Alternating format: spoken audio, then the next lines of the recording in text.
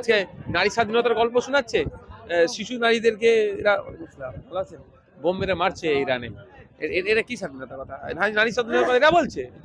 এরা এফস্টিন ফাইলে ট্রাম্পের কিভাবে নামে কিভাবে নামের চরিত্র মানে কি পশুর মতো কাজ করেছে। এটাই আজকে দিনের গল্প শোনাচ্ছে। অন্ধভক্তরা এখন কি বলে দেখার বিষয়। আমাকে দিতে লাগবে না। দীর্ঘকাল ধরে ফুলপ্রশিপের বার্তা বলেছে, শান্তির বার্তা, সম্প্রীতির বার্তা, ঐক্যের বার্তা, ধর্মীয় বার্তা, সামাজিক বার্তা, রাজনৈতিক বার্তা দীর্ঘকাল ধরে হয়ে আছে এই একই বার্তা, যে সংবিধান সম্মত জীবনযাপন করো, যারা ইসলাম ধর্মের অনুসারী তাদের শরিয়াত যে মোতাবেক যেভাবে চলতে বলছে সেটাই, এর বাইরে কিছু নেই। আর বর্তমান পরিস্থিতিতে ফেতনা ফ্যাসাদের সময় একটু এড়িয়ে চলবে, অযথা কোনো ফেতনা ফ্যাসাদে মানে ঝামেলায় জড়িয়ে যাবে না, এটাই।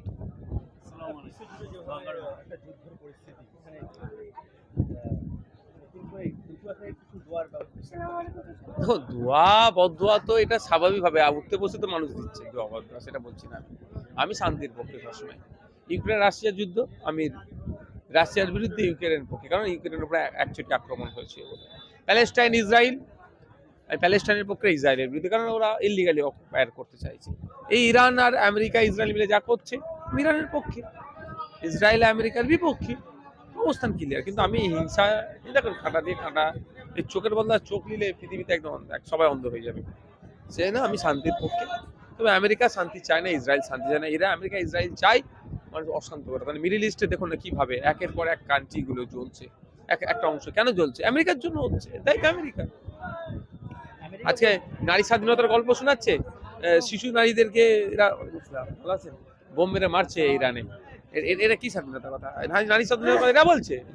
এরা এফস্টিন ফাইলে ট্রাম্পের কিভাবে নামে কিভাবে নামের চরিত্র মানে কি পশুর মতো কাজ করেছে।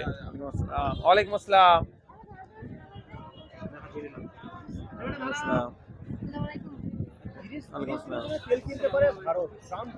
লজ্জা এর থেকে বড় কিছু হতে পারে না।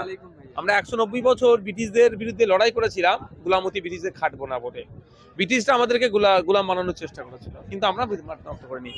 এই নরেন্দ্র দামোদর দাসেদের পূর্বপুরুষেরা ব্রিটিশদের কাছে মুসলেখা দিয়েছিল। আমাদের পূর্বপুরুষরা ব্রিটিশদের বিরুদ্ধে লড়াই করেছিল, শহীদ হয়েছিল। বিনয় বাদল দিলে, শাসফাকুল্লাহ, আমাদের আজকে দেখুন আমেরিকা ঠিক করে দেবে 30 দিন 29 দিন কত তেল কিনবে না কিনবে, ভাবতে পেরেছেন? এটা স্বাধীন দেশ না পরাধীন দেশ? আর এরা বলছে বিশ্বগুরু বলে যাচ্ছে, তাহলে কি এটা আত্মনির্ভর ভারত? এটাই আজকে দিনের গল্প শোনাচ্ছে। অন্ধভক্তরা এখন কি বলে দেখার বিষয়।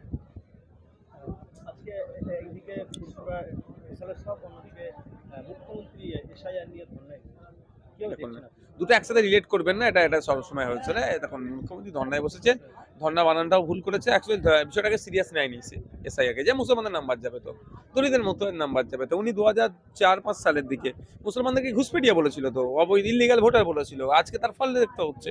উনি বলেছিলেন যে, কদিন আগে বলেছিলেন যে এসআইআর আমার লাশের উপর দেওয়া হবে, তো কোথায় গেল?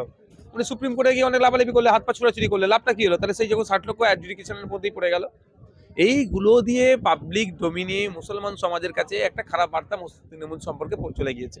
এখন সেটাকে তো ক্ষততে মলম লাগাবার চেষ্টা হচ্ছে, মুসলমানদেরকে বোঝাতে চাইছে অনেক কিছু। আমি একটা কথা বলবো মুসলমানদেরকে, মুসলমানদের স্পেসিফিক বলবো, যে 60 লক্ষের মধ্যে সিংহভাগ মুসলমান। তো আমি এবং যারা আছে আমি তাদের বলবো একটা কথা, মমতা ব্যানার্জি সত্যিকারের অর্থে যদি এই ধর্মটা মানুষের স্বার্থে বসে, তাহলে আর একটা কথা বলবো ধর্মে বসে, যতদিন না পর্যন্ত অ্যাডজুডিকেশনের সমস্যার সমাধান হচ্ছে, আমি ভোটের অংশগ্রহণ করবো না। এটা বলতে পারবে? তাহলে তো বুঝতে পারবো না গদির ময়ের জন্য বসেছে না মানুষের ভোটের জন্য, মানুষের ভোটাধিকার বাঁচানোর জন্য বসেছে। উনি গদির ময়ের জন্য বসেছে। ওই মায়াতে গদিতে এমন এই ধর্নার নামে মানুষকে ভুল বোঝাতে বসেছে, আর কিছুই না।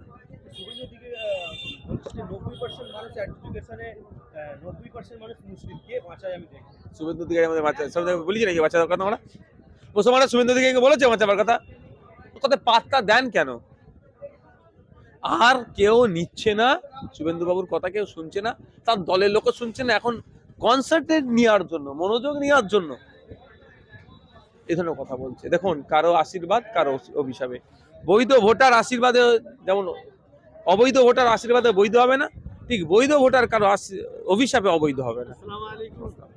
আর্টিকেল 326 আমার অধিকার, কেউ কেড়ে নিতে পারবে না।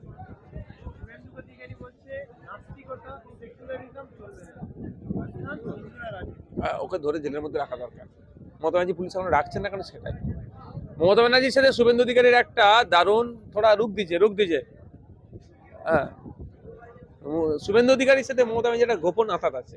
একের পর এক সাম্প্রদায়িক কথা বলছে, হিংসাত্মক কথা বলছে, হিন্দু মুসলমানের লড়াই লেগে যাবে এই কথা বলছে। তারপরে তো তাকে জেলের মধ্যে রাখেনি। এর বোঝাই যাচ্ছে কি একটা কোনো না কোনো একটা জায়গাতে একটা ম্যানেজ করে দুজনের চলছে।